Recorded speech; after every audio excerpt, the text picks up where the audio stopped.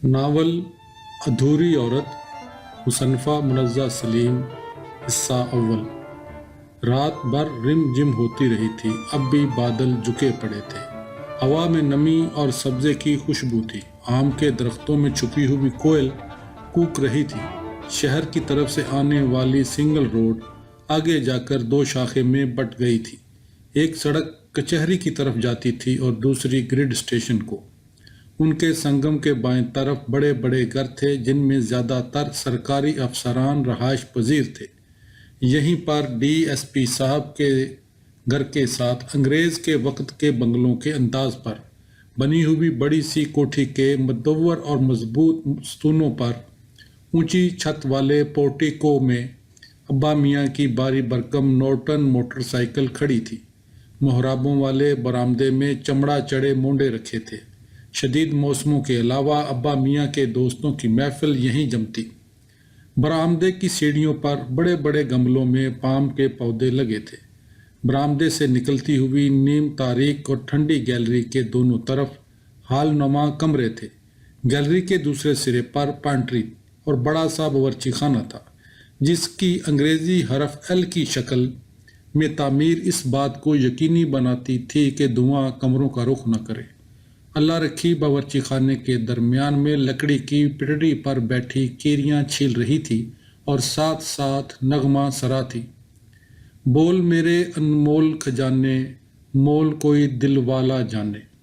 अम्मा हंसते हुए कहने लगीं, अल्लाह रखी अगर तुम्हारे लिए गाना इसी कदर ज़रूरी है तो खुदारा एहतियात बरता करो। अल्फाज की इस दर्जा बेहुरमती ठीक नहीं। लेकिन अल्लाह रखी शर्मिंदा होने वाली चीज़ नहीं थी। उसने फ़ौरन बात का रुख दूसरी तरफ मोड़ दिया। बीबी जी सरमद और शीमा के लिए अंबियों की चाट तैयार कर रही हूँ, उसने अपने मुंह में आते हुए पानी को संभालते हुए कहा। एक तो मैं तुम्हारी इस चाट से बहुत आजज़ हूँ और दूसरी ये कि कितनी बार तुमसे कहा है मुझे बीबी जी ना कहा करो, मैं तुम्हारी अम्मा हूँ। और ये तुम चटखारे कैसे भर रही हो अम्मा, आपको अंदाज़ा नहीं है। जब अंबियों को छोटा छोटा काट कर उनमें नमक और चीनी मिलाकर आधे घंटे के लिए ढक दें और फिर एक टुकड़ा निकाल कर मुँह में रखें तो लगता है आसमान की सैर कर रहे हैं। भाई आसमान की सैर से तो मैं मना नहीं करती, लेकिन ये चाट इतनी ज़्यादा क्यों बनाती हो? बच्चों के गले ख़राब हो जाएंगे। कहाँ ज़्यादा है जी, मैं खुद भी तो खाऊंगी जी भर के। रुत की सौगात है, फिर अगली गर्मियों में। और वैसे भी बच्चों की छुट्टियां हैं, जब स्कूल जाने लगेंगे तो मैं खुद ही ऐसी चीज़ों से मना कर दूंगी, आप फिक्र ना करें। अल्लाह रखी ने उन्हें इत्माद में लेते हुए कहा और फिर से केरियों पर मुतवज्जा हो गई। प्रोफेसर जिल्ले रहमान रूही के उस पार शहर के गवर्नमेंट कॉलेज में रियाजी पढ़ा रहे थे। नहायत इल्म दोस्त और बजला संज तलबा के दरमियान हूँ, दोस्तों की महफिल में या घर पर मोहब्बत का एक सेले रवां थे। बच्चों के साथ गाड़ी छिनती सरमद और शीमा बाप के दीवाने थे। प्रोफेसर साहब बच्चों को पढ़ाते, उनके साथ खेलते और गपशप लगाते तो अम्मा उन्हें देखकर ज़ेरे लब शुक्राना अदा करती। नरम खू और सुगड़ खातून। प्रोफेसर साहब ऐसे हम सफ़र के लिए सरापा सप्पास थे। अल्लाह रखी चाट बनाने से फारुग हुई तो बावर्ची खाने के बाहरी दरवाजे पर मखसूस दस्तक हुई। साहिब के दोस्त आ चुके हैं, शरबत तैयार करके आहिस्ता से दरवाज़ा खटखटा देना। बरामदे में आकर चलाने की ज़रूरत नहीं है। चाचा फिरोज़ जब अल्लाह रखी से बात करते तो उनके लहजे का खुरदरापन उसे तपा देता। मैं कभी चलाई भी हूँ जो रोज़ मुझे ये आवाज़ सुनना पड़ता है, ये अपने काम से काम नहीं रख सकते। अल्लाह रखी बड़बड़ाई। चाचा फिरोज़ का दिल तो चाहा कि अल्लाह रखी की कसकर बनाई हुई बालिश्त भर की हवा में लहराती हुई चुटिया खींचकर उसे मज़ा चखा दे, लेकिन जानते थे कि प्रोफेसर साहब उसे हरगिज़ पसंद नहीं करेंगे। बस बस ज़्यादा बढ़ने की ज़रूरत नहीं, काम करो जाकर। जब रहमान साहब के वालिद का इंतकाल हुआ तो उसके कुछ ही अरसा के बाद इनके बड़े भाई कारोबार के सिलसिला में सिंध मुंतकिल हो गए। इन दिनों मुल्क में पढ़े लिखे लोगों का तोड़ा था, इसलिए भी एमए का रिज़ल्ट भी नहीं आया था कि उन्हें लेक्चररशिप की पेशकश हुई। यूँ उन्हें भी आबाई घर छोड़ना पड़ा। फिरोज़ चचा उनके साथ ही चले आए। बड़े साहब के निम ख्वार थे, इसलिए उनका दिल नहीं माना कि प्रोफेसर साहब को अकेला छोड़ दें। बड़े भाई तो घर बार वाले थे, ये अकेले क्या करेंगे, सो तब से वो यहीं थे। यूं भी अकेली जान थी, ना कोई बोझ ना जिम्मेदारी। जब प्रोफेसर साहब की शादी हुई तो उन्हें डर था कहीं उनकी बेगम के साथ न बन पाई तो रहमान साहब को छोड़ना उनके लिए मुश्किल होगा। लेकिन बेगम साहबा ने उन्हें वो मान दिया जो घर के बड़ों को दिया जाता है, तो वो मुतमईन हो गए। अब तो उनकी खिदमत का अंदाज भी बदल गया था। घरदारी नाम को नहीं थी, ट्रे में सजकर खाना आता जो अम्मा अपनी निगरानी में अल्लाह रखी के हाथ भिजवा देती। वो शीमा को स्कूल छोड़ने और लेने जाते, बाजार से सौदा सल्फ ला देते, धोबी को धुलाई के लिए कपड़े देने का जिम्मा भी उन्हीं का था। प्रोफेसर साहब का हुक्म था कि उनके कपड़े भी धोबी ही से धुलवाएं। सो वो कलफ से कड़कड़ाता सफेद कुर्ता शलवार पहनकर नहायत शाइस्ता अंदाज में गुफ्तगू करते तो अल्लाह रखी जलकर कबाब हो जाती। अब किसी दिन साहब की बैठक में ना बैठना शुरू कर दें बड़े मियाँ। अल्लाह रखी 13 साल की उम्र में ब्याही गई और 15 साल की उम्र में बेवा हो गई। जब प्रोफेसर साहब की शादी हुई तो उन्होंने अपने चपरासी से कहा कि अगर कोई बच्ची मिल जाए तो बेगम साहिबा को ऊपर के काम में आसानी हो जाएगी और दूसरा हट भी रहेगी। इस पर हसन दीन ने फौरन अपनी बेटी का दुखड़ा रोया।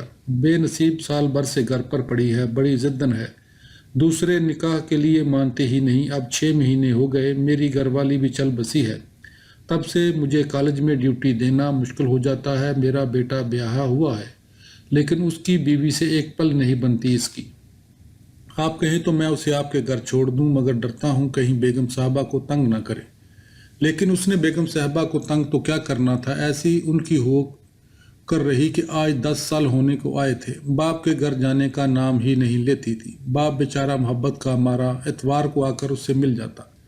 यूं भी वो मुतमईन था, जानता था बेगम साहबा बहुत नेक दिल खातून है। चचा फरोज और अल्लाह रखी में बराबर चेक चलती रहती थी, क्योंकि दोनों ही अपनी अपनी राय दहानी में एक दूसरे की मदाखलत पसंद नहीं करते थे। प्रोफेसर साहब के सामने बात करते तो दोनों का ही दम निकलता था। हालांकि वो कभी भी सख्त सुस्त नहीं कहते थे। अलबत्ता अम्मा कभी कभार जंजला जाती थी। आम हालात में तो वो अल्लाह रखी के सर पर प्यार करती और हंसते हंसते गुलाबी पड़ जाती और कभी समझाती, देखो अल्लाह रखी, चाचा फिरोज बड़े हैं, उनका अदब किया करो। मैं और साहब भी उनसे ऐसे लहजे में बात नहीं करते। अम्मा तभी तो वो बला जुबा वजह रोब झाड़ते रहते हैं। अल्लाह रखी भी अपनी किस्म की एक ही थी। कभी जो चाचा फिरोज के मामले में कोई बात मान कर दी हो और दूसरी बात उसकी शादी की थी, अम्मा कहती, अल्लाह रखी, बेटियों को यूं घर पर बिठा कर नहीं रखा जाता। शादी के लिए मान जाओ, तुम्हारे वालिद इस सिलसिले में बहुत परेशान हैं। वो क्यों परेशान हैं? शादी करवाई तो थी मैंने। अल्लाह रखी हत्थे से उखड़ जाती, वो तो नहीं रही ना। अब अम्मा शादियां ही करवाती जाऊं क्या? भला ये भी कोई काम है करने का? आप खुद ही बताएं, जो बंदा खामद बन जाए उसके अलावा भी कोई अच्छा लगता है कभी? वो तो सही है अल्लाह रखी, लेकिन तुम इतनी छोटी थी, तुम्हें तो अच्छी तरह से याद भी नहीं होगा। सब याद है अम्मा, सब याद है। आपसे वादा करती हूँ जिस दिन कोई उस जैसा नज़र आ गया तो मैं आपसे कह दूंगी, आप झट से मेरा निकाह उससे पढ़वा देना। फिर वो जज्बाती हो जाती, मैं माँ बाप के घर बैठी हूँ, अल्लाह आपको ज़िंदगी दे, मेरी तरफ से आप बेफिक्र हो जाए, कभी दुनिया को बातें करने का मौका नहीं दूंगी। अल्लाह ने मुझे औलाद भी दे रखी है, सरमद और शीमा मेरे बच्चे ही तो हैं, और मुझे क्या चाहिए। और ये सच भी था। सरमद और शीमा की पैदाइश के बाद डॉक्टर साहिबा चली जाती तो रोशनी दाया और अल्लाह रखी मिलकर घर संभालती और अम्मा हर तरफ से बेफिक्र हो जाती। अल्लाह रखी के तो मानो पाँव में पहिए लग जाते, सारे घर में बागी फिरती। रोज़मर्रा का खाना बनाने के अलावा अम्मा के लिए यखनी बनाती। रोशनी बुआ से पूछ पाछ कर बादाम पिस्ते और अखरोट डालकर ऐसे मज़े की पंजीरी बनाती कि अम्मा से ज़्यादा प्रोफेसर साहब इससे इस्तेफादा करते। दूध में हल्दी और छुहारे पकाकर छुहानी बनाती तो प्रोफेसर साहब कहते, बेटी फरोज को भी एक प्याली भिजवा दो। अल्लाह रखी यूं होंठ बेंच लेती जैसे उसके दिल्ली जज्बात अभी बाहर निकल कर प्रोफेसर साहब तक पहुंच जाएंगे। बड़े मियाँ भी क्या जल्ले हैं। सरमद 10 दिन का था जब उसे और अम्मा दोनों को बुखार आ गया। अल्लाह रखी रात भर सरमद को लेकर बैठी रहती। जवानी की नींद बेहाल कर देती तो अम्मा को उस पर बड़ा प्यार आता। वो उठकर उसका कंबल ठीक करती। बच्चों को देखकर जो ममता उनके चेहरे से झलकती उसमें अल्लाह रखी का भी हिस्सा होता। सरमद बड़ा भी हो गया तो अल्लाह रखी का जब दिल चाहता उसे खींच कर गोद में बैठा लेती और आंखें बंद करके जूम जूम कर दिन के किसी भी वक्त लोरी सुनाती, काका पटाका छलियां दा राखा, छलियां नू पै गए चोर, काका नसा जोरो जोर। छोटा लड़का पटाखा है बुट्टों का रखवाला, चोर बुट्टों को चोरी करने आ गए, छोटा लड़का तेजी से भागने लगा। घर के बाहर वाले बरामदे के दाएं कोने में एक निस्बतन दरमियाना कमरा प्रोफेसर साहब की बैठक के तौर पर इस्तेमाल होता था। गर्मियों की छुट्टियों में दोपहर और सर्दियों की रातों में उनके दोस्तों की महफिल यहीं जमती। लान की तरफ खुलने वाली खिड़की पर चढ़ी हुई बेल से सुर्ख, सफ़ेद और गुलाबी फूलों के गुच्छे चीनी फानूसों की तरह लटके रहते। दूसरी खिड़की दाएं तरफ की राहदारी में खुलती, जिसमें शरीं का दरख्त था। गर्मियों में इसमें हल्के पीले रंग के बारीक रेशों वाले फूल आते तो उनकी खुशबू से कमरा भर जाता। खुशबू भी ऐसी खुमार आलूद के नींद तारी होने लगती। चाचा फरोज़ के नज़दीक ये दरख्त बड़ा कारआमद था। वो कहते थे, अगर बारी का बुखार आ रहा हो तो सुबह मुंह अंधेरे इसके गले मिलकर उल्टे पांव वापस आ जाएं तो बुखार उतर जाता है। ये अलग बात है कि प्रोफेसर साहब को उनके इस फ़लसफ़े से इत्तेफाक नहीं था। नतीजतन चाचा फिरोज़ को कुनैन की गोली हफ्तावार खाना ही पड़ती। वो प्रोफेसर साहब के सामने दम नहीं मार सकते थे, इसलिए उनके चेहरे पर फैली बेचारगी को देखकर प्रोफेसर साहब ज़ेरे लब मुस्कुराते। लेकिन कभी ऐसा नहीं हुआ था कि वो सिर्फ गोली भिजवाकर फारग हो गए हों। वो अपनी मौजूदगी में उसे हल्क से उतरता हुआ देखकर वापस अपने कमरे की तरफ हो लेते। इस कमरे की एक दीवार के साथ दीवान पड़ा था, जिस पर हल्के भूरे रंग की चादर बिछी हुई थी और करमजी रंग के मखमल के 2 गाव तकिए रखे थे। फर्श के दरमियान में कीमती मगर पुराना गलीचा था, जिस पर बने हुए शेर और चीते अब मिटते जा रहे थे। एक दीवार के साथ बैद से बनी हुई 4 आराम कुर्सियां थीं, जिनकी पुष्ट पर लट्ठे के सफ़ेद बुर्राक कलफदार गलाफ हफ्तावार बदले जाते। एक कोने में किताबों की अलमारी थी। प्रोफेसर साहब सूफ़ी शोरा के गुलाम, अंग्रेज़ी अदब और सियासी मज़ामीन के दिलदादा थे। प्रोफेसर साहब के दोस्तों में सभी बाज़ौक़ अशख़ास थे, इसलिए उनकी महफ़िलें जब रंग पर आती तो वक़्त का एहसास ख़त्म हो जाता। सभी दोस्त कॉफ़ी के शौकीन थे। अम्मा जब कॉफ़ी फेंटती और प्यालियों में उंडेल कर बालाई डालती तो प्याली में बकौल अल्लाह रखी चक फेरियाँ लेता बादामी और सफ़ेद जाग को मशहूर कर देता। लेकिन साथ ही साथ गर्मियों में बादाम का शरबत और ठंडाई और सर्दियों में बादाम का हरीरा बनाना अम्मा कभी ना भूलती, क्योंकि उनके ख्याल में प्रोफेसर साहब इतना खुश्क मजमून पढ़ाते थे कि काफ़ी से दिमाग की खुश्की मज़ीद बढ़ जाने का अंदेशा था। सलीमी साहब सियासियत पढ़ाते थे और यही उनका दिलपसंद मौजूद गुफ्तगू था। उनकी मौजूदगी में तेज़ी से बदलते हुए मुल्की हालात और सियासी अबतरी ज़ेर बहस रहती। तारड़ साहब उर्दू अदब के उस्ताद थे। वो कहते, रहमान साहब, खुदा का शुक्र है आप उर्दू अदब से शगफ रखते हैं, वरना हम आपके साथ रियाजी के मौजू पर क्या बात करते। रफ़ीक अनवर साहब अंग्रेज़ी अदब के उस्ताद थे।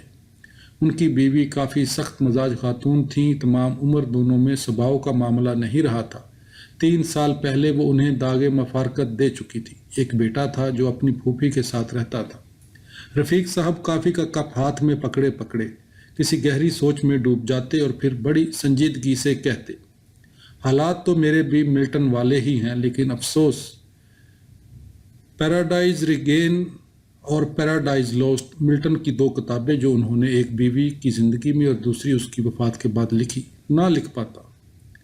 ताहम मैं याराने नुक्तादां को एक मशवरा ज़रूर देना चाहूँगा कि ऐसे हालात का सद्दबाब बर वक्त होना ज़रूरी है, जो कि आम तौर पर लोग नहीं करते। दुल्हा को चाहिए कि शादी के 3 पीस सूट के साथ लेदर शूज़ की बजाय कैनवस शूज़ लिया करे, ताकि जब बीवी घूरे तो शोहर उन्हें पहनकर बआसानी घर के पिछले दरवाजे से फरार हो सके। इस तरह से सैर भी हो जाएगी, जो सेहत के लिए बहुत ज़रूरी है, और मुमकिना हद तक हालात भी काबू में रहेंगे, और वापसी तब हो जब मामला ठंडा पड़ चुका हो। प्रोफेसर साहब 3 पीस सूट के साथ कैनवस शूज़ पहने दुल्हा का तस्वर करके ज़ोर से हंसे और कहने लगे, नहीं रफ़ीक साहब, अब ऐसी भी क्या बात है, ऐसी ही बात है रहमान साहब, आपको अंदाज़ा नहीं है, क्योंकि अमन की ये फाख्ता जो हमारी बाबी साहिबा और आपकी बेगम हैं आपको मयस्सर हैं, तो फिर आप कैसे उसे समझ पाएंगे। कोठी के अकबी अहाते में नीम, शीशम, जामन और आम के पेड़ थे। आम पर बूर आता, कोयल कूकती, बूंदें गिरती तो मट्टी की खुशबू शीमा को पागल कर देती।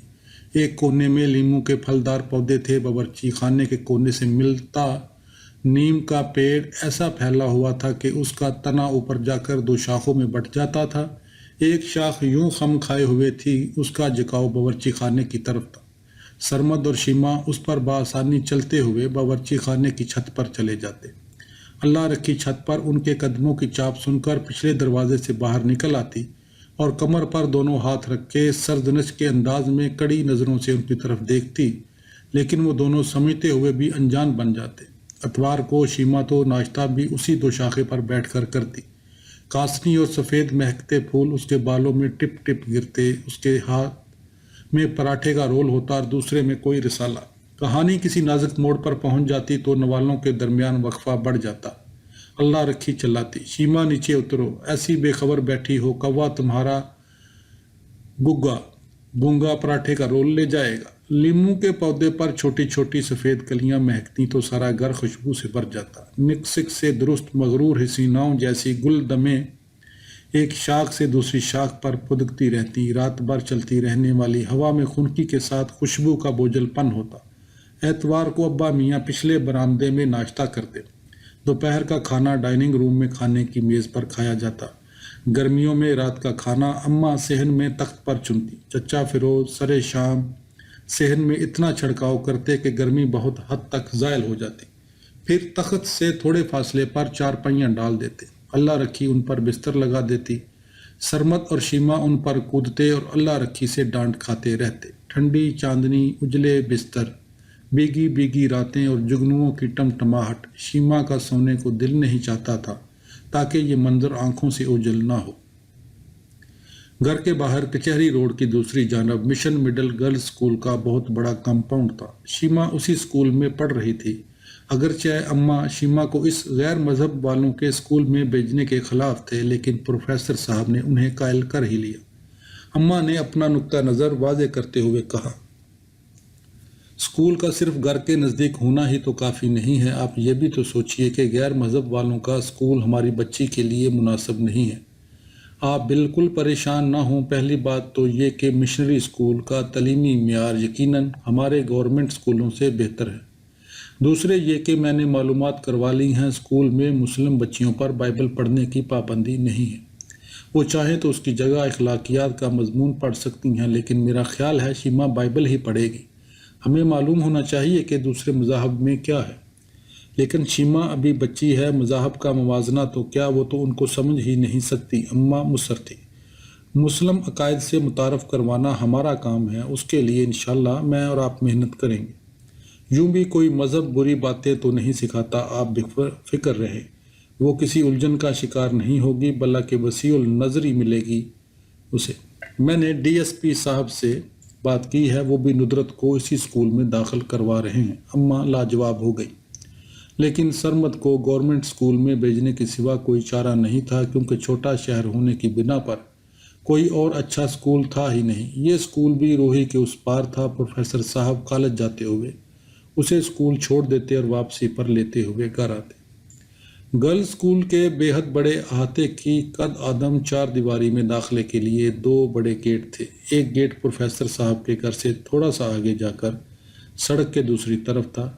गेट में दाखिल हों तो दाएं हाथ गिर जाता, जिसकी सुर्ख ईंटों की बाईं दीवार मुकम्मल तौर पर गुलाब की बेल से ढकी हुई थी। बहार के बेकनार मौसम में इस पर खिलने वाले गुलाबी फूलों का हुस्न दीद नहीं होता। इससे फासले पर पादरी साहब का घर था। कभी कभी पादरी साहब की बेटी लॉन्ग स्कर्ट पहने, गले में स्कार्फ डाले, अपने सफ़ेद पिक्सी कुत्ते की जंजीर थामे बाहर निकलती और शीमा को दूर से हाथ हिलाती तो उसे यूं लगता कि अंग्रेज़ी कहानियों की कोई किताब उसके सामने मुजस्सम हो गई है। एक लंबा कच्चा रास्ता तय करने के बाद स्कूल की मरकज़ी इमारत थी। इसके दाखिली दरवाजे के बाएं तरफ तालबात के लिए हॉस्टल था। स्कूल की ज़्यादातर बच्चियां यहीं रिहाइश पजीर थीं। बहुत कम लड़कियां रोज़ाना घरों से स्कूल आती थीं, जिनमें मुसलमान लड़कियों की तादाद और भी कम थी। हॉस्टल में अलग अलग कमरे नहीं थे, सिर्फ डॉर्मेटर्स थी। सुबह जब शीमा स्कूल जाती तो उनमें ताले लग चुके होते। बच्चियां तैयार होकर नाश्ते के लिए जाने से पहले अपने बिस्तर बनाती। بستر تو ان بیچاریوں کے جیسے بھی ہوتے، ان پر بیڈ کور کے طور پر اسکول سے مہیا کی جانے والی سادہ و آسمانی رنگ کی چادریں استعمال کی جاتیں۔ قطار اندر قطار پڑی چارپائیوں پر ایک ہی رنگ کی چادروں سے اونچی چھت والی ڈارمیٹری اور بھی وسیع و عریض لگتی۔ سیما کھڑکیوں سے اندر جھانکتی تو اسے بہت اچھا لگتا۔ مس چرن ہاسٹل وارڈن تھی۔ وہ ہاسٹل کے برآمدے کے کونے والے بڑے کمرے میں رہتی تھیں۔ ان کے کمرے کے دروازے اور پچھلے حصے کو ایک سکرین سے علیحدہ کیا گیا تھا، جس کے بے داغ سفید پردے کبھی میلے نظر نہیں آتے تھے۔ دروازے کے پاس پڑی ہوئی کرسیوں پر مس چرن کھلی کچہری لگاتیں۔ بچیوں کے مسائل، باورچی، مالی چوکیدار، آیائیں ان کی سرکار میں پہنچتے تو سبھی ایک ہو جاتے، بے بہا ڈانٹ کھاتے، لیکن مس چرن سے بے حد محبت کرتے۔ جانتے تھے کہ یہ ماں کی ڈانٹ ہے جو دیتی سونے کا نوالا اور دیکھتی شیر کی آنکھ سے ہے۔ مس چرن چوڑے روشن چہرے والی بااصول اور شفیق خاتون تھی۔ عمر 55 سال کے لگ بھگ، درمیانہ قد اور بھاری جسم۔ ہمیشہ سفید سوتی ساڑی پہنتی جو ان کی کھلتی ہوئی سفید رنگت پر بہت اچھی لگتی۔ جب کبھی شیما شام میں چچا فیروز کو ساتھ لے کر ہاسٹل جا نکلتی تو وہ پیٹی کوٹ اور بلاؤز پر گاؤن پہنے برآمدوں میں چلتی پھرتی نظر آتی۔ ان کی ٹھوڑی پر ایک نیلا تل تھا۔ جب وہ شیما کو پیار کرتی تو ایسا لگتا کہ اس میں سے ویسی ہی روشنی پھوٹ رہی ہے جیسی اماں کے لاکٹ سے نکلتی ہے۔ وہ جب اماں کے گلے سے چمٹی انہیں پیار کر رہی ہوتی تو یہ ٹھنڈی نیلی روشنی اسے اپنے حصار میں لے لیتی۔ یہ روشنی صرف شیما کو نظر آتی تھی کیونکہ لاکٹ کا نگ سفید تھا۔ ہفتہ کی شام اور اتوار کی صبح میں والدین بچیوں سے ملاقات کے لیے آتے۔ سائیکلو سٹائل کی ہوئی درخواستوں پر چوکیدار ان کے دستخط لیتے۔ اکثر والدین انگوٹھا لگاتے اور جو دستخط کرتے وہ بھی خود ہی سمجھ سکتے تھے کہ انہوں نے کیا لکھا ہے۔ ان درخواستوں پر مس چرن کے دستخط ہونے کے بعد ملاقات کی اجازت ملتی۔ اکثر بچیاں ملاقات کے لیے مخصوص کمرے میں آ جاتیں۔ کچھ باہر صحن میں درختوں کی چھاؤں میں بیٹھنے کو ترجیح دیتی۔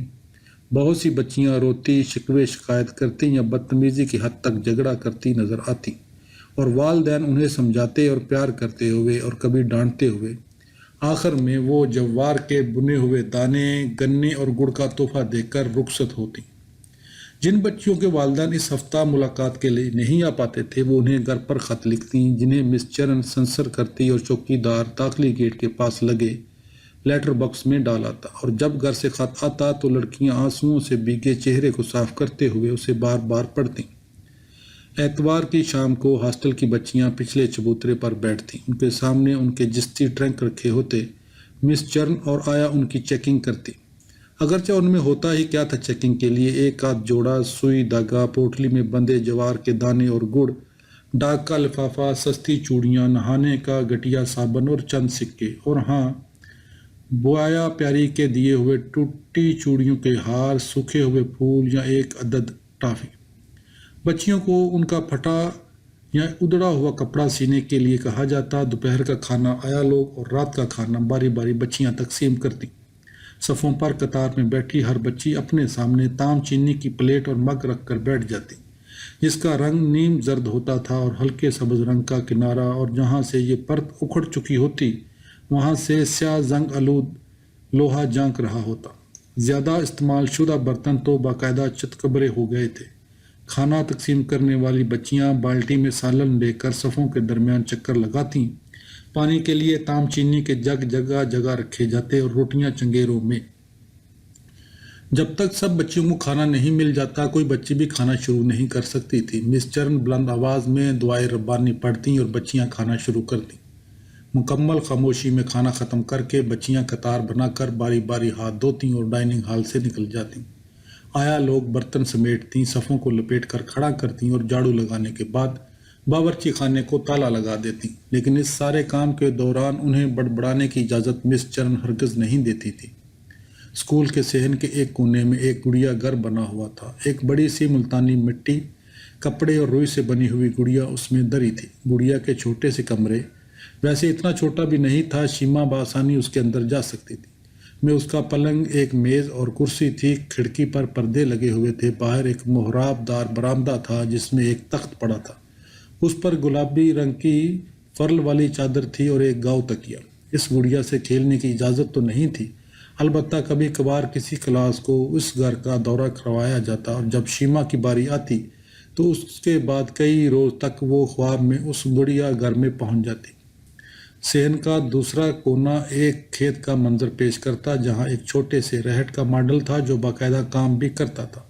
سیمنٹ کے بیل کے نیچے پہیے لگے تھے۔ جب بچیوں کو اس کی کارکردگی کا نظارہ کروانا ہوتا تو بہشتی اس میں 4 مشق پانی بھر دیتا اور بیل پہیوں پر چلتا ہوا چکر لگاتا تو پانی ٹنڈوں سے باہر نکلتا۔ راہٹ کی رواں رواں چھل چھل گرتا پانی اور ارد گرد کا سبزہ بورڈرز کو اپنے گاؤں کی یاد دلاتا اور شہر کی لڑکیاں اسے دلچسپی سے دیکھتی۔ چھوٹی کلاسوں سے ہی بچیوں کو سلائی کڑھائی سکھانے کا انتظام کیا جاتا۔ اس کے لیے مخصوص کمرے میں چھوٹی چھوٹی الماریاں بنی ہوئی تھیں جن میں سلائی کا سامان رکھ کر طالبہ تالا لگا دیتی۔ ہفتہ میں 1 بار 2 لگاتار پیریڈ اس کام کے لیے مختص کیے جاتے۔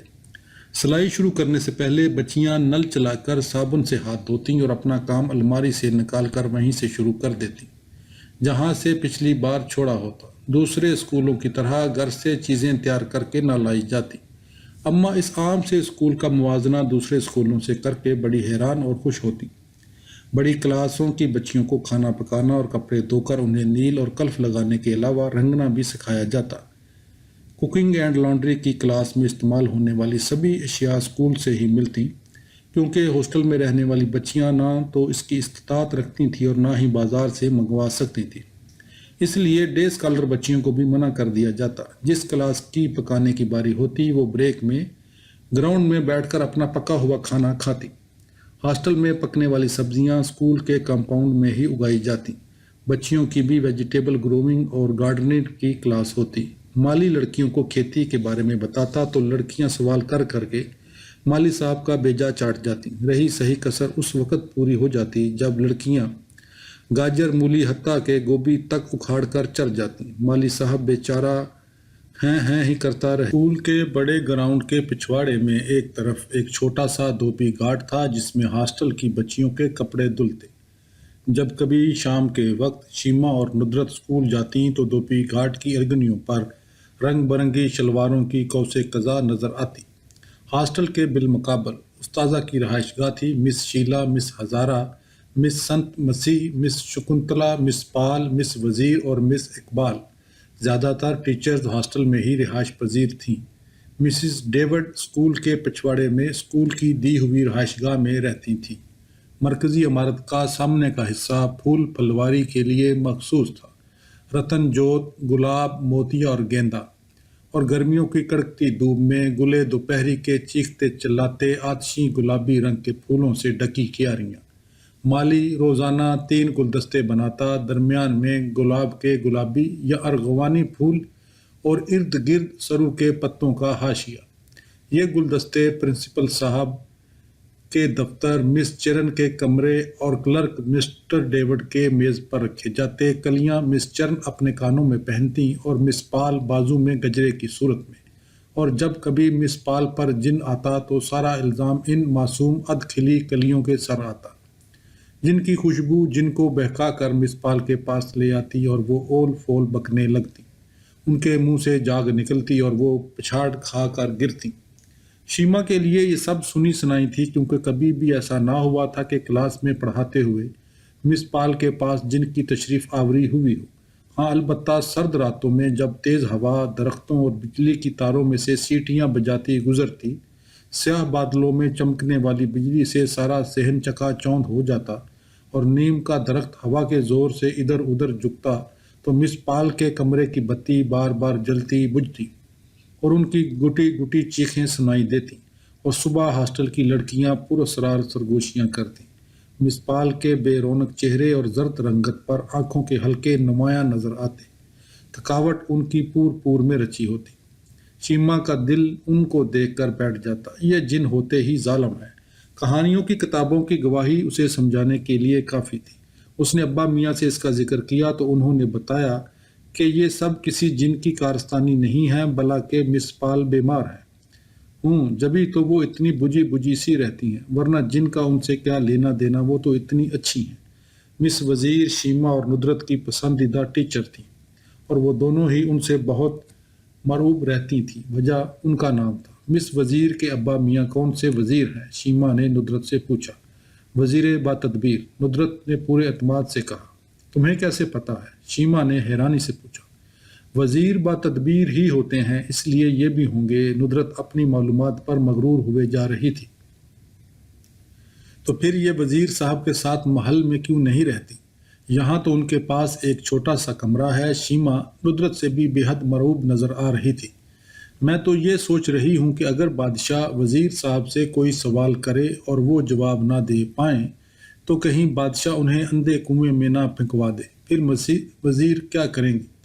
دونوں کی آنکھیں آنسوؤں سے بھر گئی۔ نہیں، ایسا نہیں ہوگا۔ وزیر با تدبیر کی ایک عقلمند بیٹی بھی تو ہوتی ہے جو ہر سوال کا جواب جانتی ہے۔ تم نے دیکھا نہیں کہ مس وزیر میتھس کے سوال کیسے 2 منٹوں میں حل کر دیتی ہیں؟ لیکن ندرت، ایک بار میں نے وزیر صاحب کو دیکھا تھا، وہ اپنی عقلمند بیٹی سے ملنے آئے تھے۔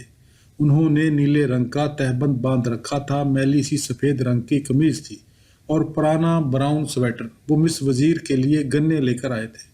نہ تو انہوں نے کلگی والی پگڑی باندھ رکھی تھی جس میں ہیرا لگا ہوتا ہے، اور نہ ہی سرخ رنگ کا لمبا سا کوٹ پہن رکھا تھا۔ وہ تو بالکل بھی وزیر صاحب نہیں لگ رہے تھے۔ شیما ان کے حلیے سے مایوس نظر آ رہی تھی۔ بے وقوف، وہ بیس بدل کر آئے ہوں گے۔ اچھے وزیر ایسے ہی کرتے ہیں۔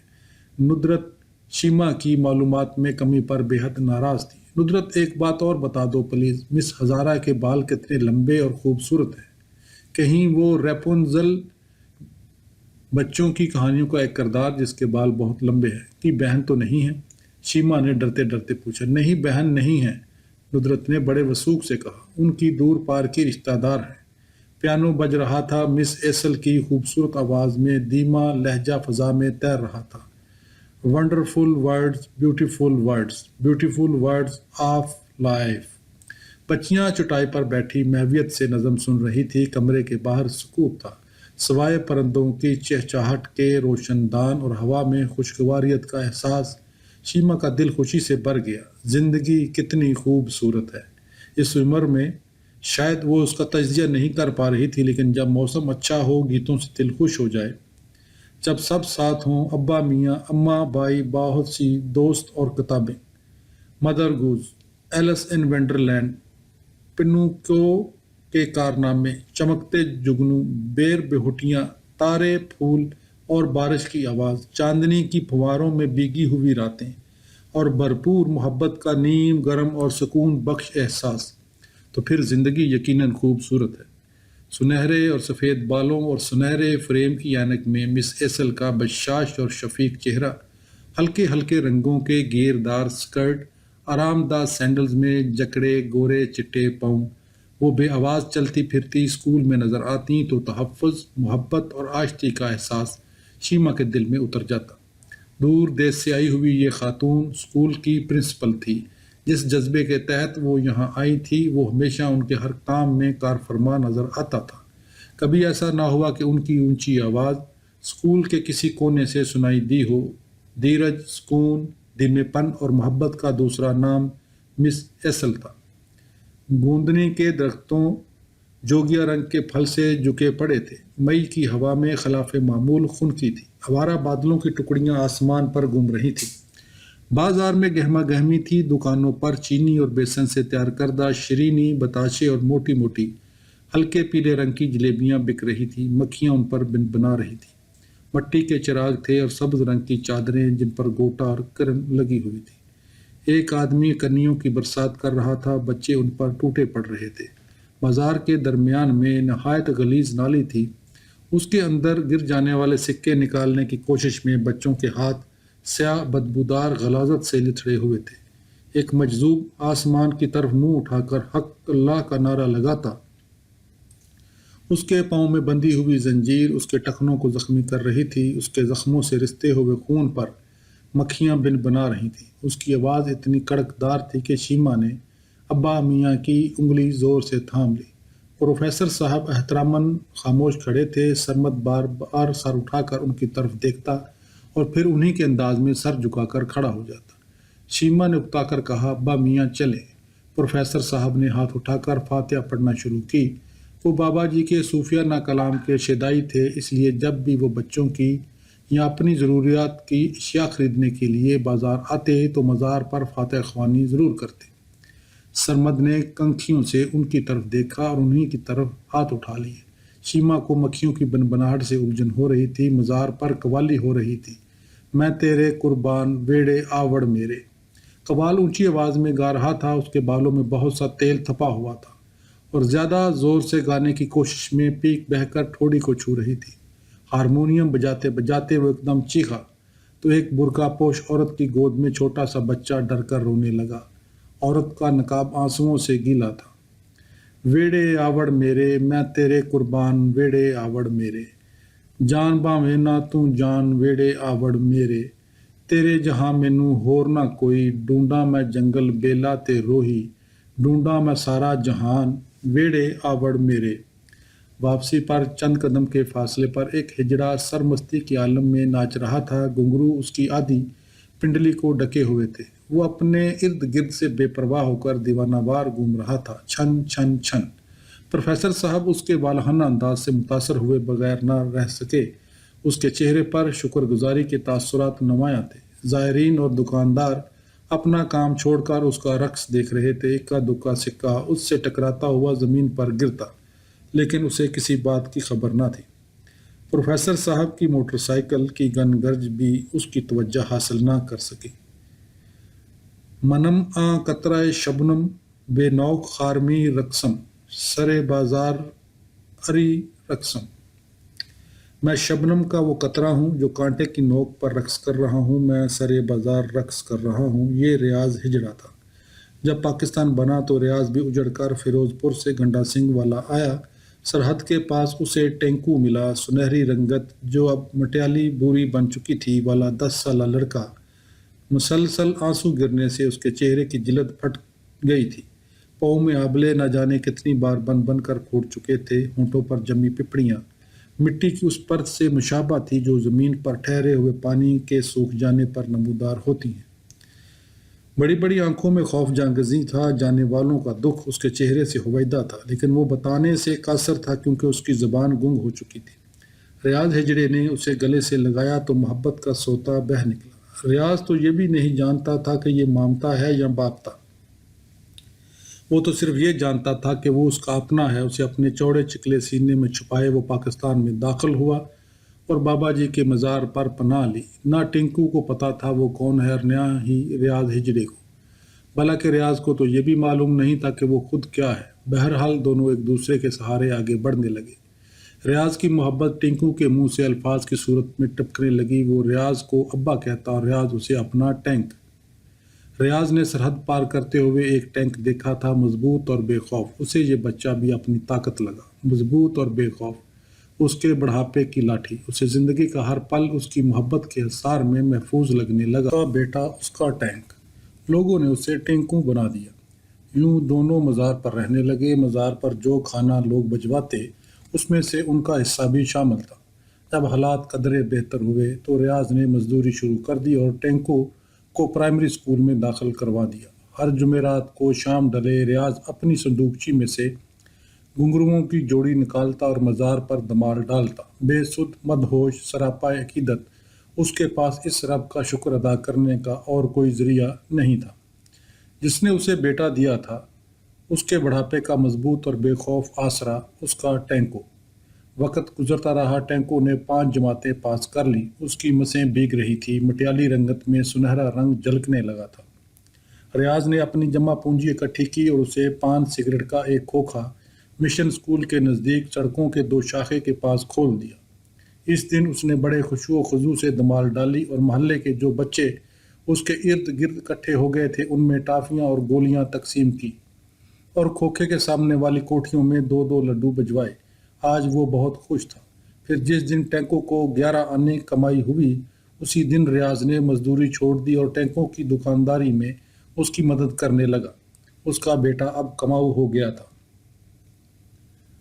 شرمانا، لجانا، گھبرانا، دروازے کی اوڑ سے تانک جھانک بیٹھے بٹھائے اچانک ٹھنڈی آہیں بھرنے لگنا اور کبھی جی بھر کے رونا، کسی بڑی کلاس کی لڑکی کو دوسروں کے ہاتھ پیغام بھیجنا، کسی کو دیکھتے ہی کانوں کی لوؤں کا سرخ ہو جانا، اور پھر کبھی کبھار ایسے ہی کسی جوڑے کو وارڈن کی تنبیہ۔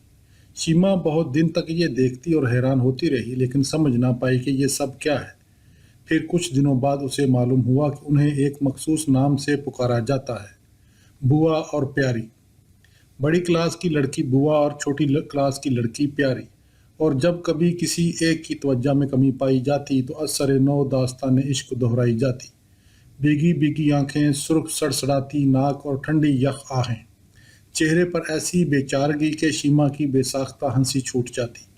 پھر جواب میں اس عشق گزیدہ کی شدید زخمی نگاہیں کہتی دکھائی دیتی، تمہیں ان معاملات کی کیا خبر، کم بخت تو نے پی ہی نہیں۔ شیما جب اس کے بارے میں سوچ سوچ کر ادموئی ہو گئی تو اسے خیال آیا کہ اماں کی مدد لینی چاہیے۔ اماں، یہ بوا کسے کہتے ہیں؟ بیٹی، والد کی بہن پھوپھی بھی کہلاتی ہے، کچھ گھرانوں میں انہیں بوا کہتے ہیں۔ آپ کی چونکہ کوئی پھوپھی نہیں ہے اس لیے آپ کو معلوم نہیں۔ شیما کا ہنستے ہنستے دم الٹ گیا۔ میرے اسکول کی بہت سی لڑکیوں کی پھوپھیاں بھی اسی اسکول میں پڑھتی ہیں، لیکن یہ کتنی عجیب بات ہے، کسی کی خالہ نہیں ہے، سبھی کی پھوپھیاں ہیں۔ اماں، آخر یہ سب کی پھوپھیاں ہی یہاں کیوں پڑھ رہی ہیں؟ اماں کچھ نہ سمجھ پائیں، اور جب اسپورٹس ڈے پر مس چرن سے ان کی ملاقات ہوئی تو انہوں نے پوچھا، آپ کے ہاں بوا کس کو کہتے ہیں؟ جواب میں مس چرن کچھ نہ بولیں، لیکن شیما کو محسوس ہوا کہ وہ دک سے رہ گئی۔ اس میں اس قدر گھبرا جانے والی کیا بات ہے؟ پھر آہستہ آہستہ شیما سمجھنے لگی، بلا کہ بڑی کلاس کی بہت سی لڑکیوں نے اسے پیاری کا درجہ دینے کی کوشش بھی کی، لیکن مناسب جواب نہ ملنے پر باتیں بنائیں۔ اسے مغرور کا خطاب بھی ملا، جسے شیما سمجھ نہ پائی کہ یہ غرور کیا چیز ہے اور وہ کیسے اس کی مرتکب ہو رہی ہے۔ اسکول کی دیواروں پر لکھنا سختی سے منع تھا، یوں تو غسل خانوں کی دیواریں بھی اس حکم سے مستثنیٰ نہیں تھیں، لیکن وہاں لکھتے ہوئے کوئی دیکھ نہیں پاتا تھا، اس لیے عجیب و غریب پیغامات دیواروں پر لکھے ہوئے ملتے۔ شیما حیران تھی کہ اس قدر بدبو میں کون لکھتا ہے اور کس کے پاس انہیں پڑھنے کا وقت ہوتا ہے۔ پر ایک دن جب تجسس حد سے گزر گیا تو اس نے ناک پر رومال رکھ کر انہیں پڑھنے کی کوشش کی، فلاں بوا میں تمہیں بہت پیار کرتی ہوں، اور فلاں پیاری میں تم پر جان دیتی ہوں۔ اس قدر بدبو کے دماغ اڑ جائے اور جان دینے کے ارادے، توبہ توبہ۔ پیاری، رات کو میرے بستر میں آ جانا مس وارڈن سے آنکھ بچا کر، اور وہاں آ کر کیا کرنا؟ یہ ایک بہت بڑا معمہ تھا جسے شیما کبھی حل نہ کر پائی۔ یہاں ٹوٹی ہوئی چوڑیاں بیکار نہ سمجھی جاتی تھیں، ان سے متعدد مقاصد پورے کیے جاتے۔ اول تو اس کے ایک ٹکڑے کو موم بتی کے شعلے پر رکھ کر اسے بیضوی شکل کے حلقے میں تبدیل کیا جاتا، پھر دوسری ٹوٹی ہوئی چوڑی کو اس میں سے گزار کر ایک اور حلقہ بنا لیا جاتا۔ یوں جو زنجیر تیار ہوتی اسے رات کے اندھیرے میں چپکے سے بوا کے سرانے رکھ دیا جاتا۔ پھر منہ سے کچھ کہنے کی ضرورت پیش نہ آتی اور کہا بھی کیسے جا سکتا تھا، بے انتہا شرم جو آ رہی ہوتی۔ بس یوں سمجھیے کہ ہر حلقہ زنجیر میں زبان رکھ دی جاتی۔ بوا صبح اٹھتی تو چارپائی پر پڑی اس زنجیر کو دیکھ کر محبت کی بچھاڑ میں سر تپا بھیگ جاتی۔ دوسرا استعمال بھی کچھ ایسا ہی تھا، ٹوٹی ہوئی چوڑی کو ہتھیلی پر رکھ کر منہ میں کچھ بدبدایا جاتا، گویا یہ محبت کو ناپنے کی نیت تھی جو زیر لب کی جاتی۔ آلہ مکاسل متر کی طرح کا یہ آلہ بوا اور پیاری کے درمیان پائی جانے والی محبت کو ناپنے کے لیے استعمال کیا جاتا۔ پھر اسے ہتھیلی پر رکھ کر دوسرے ہاتھ سے دبا کر چوڑی کو توڑا جاتا۔ چوڑی ٹوٹنے کے ساتھ ساتھ اگر ایک بڑی کرچی بھی نظر آتی تو یہ پیار کی مقدار کو ظاہر کرتی کہ بہت ہے، اور اگر ایک چھوٹی کرچی نمودار ہوتی تو پاس بیٹھی ہوئی لڑکی یہ فلسفہ بیان کر کے ڈھارس بندھاتی کہ دراصل چھوٹی کرچی کا مطلب بہت زیادہ پیار ہے، کیونکہ کرچی اور پیار میں معکوس تعلق پایا جاتا ہے، جتنی کرچی چھوٹی اتنا زیادہ پیار۔ اور تیسری صورت وہ تھی کہ اس عمل کے دوران اگر ہتھیلی لہو لہان ہو جاتی تو بوا اور پیاری کے درمیان بے محابہ پیار کے بارے میں کچھ کہنے کی گنجائش باقی نہ رہ جاتی تھی۔ لہو کی سرخی اس راز کو راز نہیں رہنے دیتی تھی۔ شیما کے لیے یہ لاخل معاملہ تھا اور وہ اکثر اس کے بارے میں سوچتی رہتی تھی۔ انہی خیالوں میں گم شیما نے اسکول سے واپس آ کر کھانا کھایا، یونیفارم تبدیل کیا، سویٹر چڑھایا اور اپنی بلی گاشی کو اس میں اس طرح ڈال لیا کہ بلی اس کے سینے سے چمٹی، اس کے منہ سے منہ ملائے، مند مند آنکھوں سے دیکھتی، باریک سی آواز میں میاؤں میاؤں کر رہی تھی۔ اماں نے ٹوکا، شیما بلی کا سانس اچھا نہیں ہوتا، تم سمجھتی کیوں نہیں، اسے دور کرو۔ اماں، اسے سردی لگ جائے گی۔ یہ سردی لگنے کا اندیشہ تمہارے اسکول سے واپس آنے کے بعد ہی کیوں بڑھ جاتا ہے؟ صبح سے تو انہیں کچھ ہوا نہیں، آرام سے اپنی ٹوکری میں گدی پر لیٹی استراحت فرما رہتی ہے۔ اماں ہنس ہنس کر گلابی ہو رہی تھی اور اس کے بالوں سے اجیراں ہو جانے کا بھی ڈر ہوتا ہے۔ اللہ رکھی نے اپنی حکمت سے مستفید کرتے ہوئے کہا، کیا جزیرہ؟ شیما کو جزیرہ ہو جائے گا، مگر کیسے؟ سرمد حیرانگی سے بولا۔ اللہ رکھی کی آنکھ میں سیاہ تل تھا اور چاچا فیروز نے بتایا تھا کہ جس کی آنکھ میں سیاہ تل ہو اس کی کہی ہوئی ہر بات پوری ہو جاتی ہے، اس لیے سرمد اس سے خائف ہی رہتا تھا۔ اماں نے کہا، یک نہ شد دو شد، بھائی یہاں تو سبھی باکمال لوگ ہیں، اور ہنستے ہنستے اٹھ گئی۔ اتنی دیر میں ندرت چلی آئی اور دونوں سہیلیاں تالیاں بجاتی ایک دوسرے کے ہاتھ پر ہاتھ مارتی گول گول گھوم کر کھیلنے لگیں۔ چل چل چنبیلی باغ میں تجھے جھولا جلاؤں گی، جھولے کی رسی ٹوٹ گئی تجھے میوہ کھلاؤں گی، میوے کی ٹہنی ٹوٹ گئی چادر بچھاؤں گی، چادر کا کونا پھٹ گیا درزی بلاؤں گی، درزی کی سوئی ٹوٹ گئی گھوڑے دوڑاؤں گی، گھوڑے کی ٹانگ ٹوٹ گئی ہلدی لگاؤں گی، ہلدی کا رنگ پھیکا بلبل کے لال ٹیکا۔ تھوڑی دیر تک قاری صاحب انہیں قرآن پاک پڑھانے کے لیے آنے والے تھے۔ سرمد اور یہ دونوں ایک ساتھ ہی ان سے پڑھتی تھی۔ قاری صاحب کے آنے سے پہلے ندرت دیوار پھاند کر ادھر ہی چلی جاتی۔